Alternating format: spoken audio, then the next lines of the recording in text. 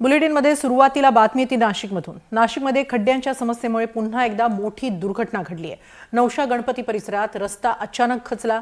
रस्ते कामासाठी खडी उतरवत असतानाच डंपर थेट 10 ते 12 फूट खोल खड्ड्यात कोसळला। हा डंपर काढण्यासाठी महापालिका प्रशासनाकडून जोरदार प्रयत्न करण्यात आले आहेत। या घटनेमुळे रस्त्याच्या कामाच्या दर्जावर आणि सुरक्षिततेवर प्रश्न उपस्थित होत आहेत। सुदैवाने या अपघातात कोणतीही जीवितहानी झालेली नाही।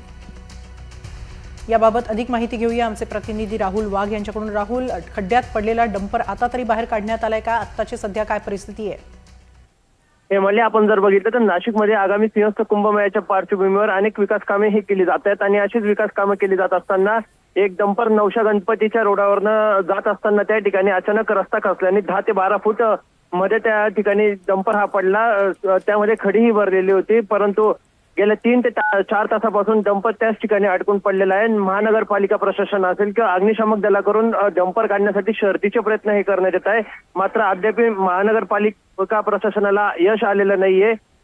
या ठिकाणी क्रेन देखील मागवण्यात आलेलं आहे आणि क्रेनच्या साहाय्याने हा डंपर बाहेर काढण्याचे प्रयत्न हे महानगरपालिकेतर्फे आता सुरू करण्यात आलेले आहे। हे मालिक नक्की, धन्यवाद राहुल आपण दिलेल्या या माहितीबद्दल।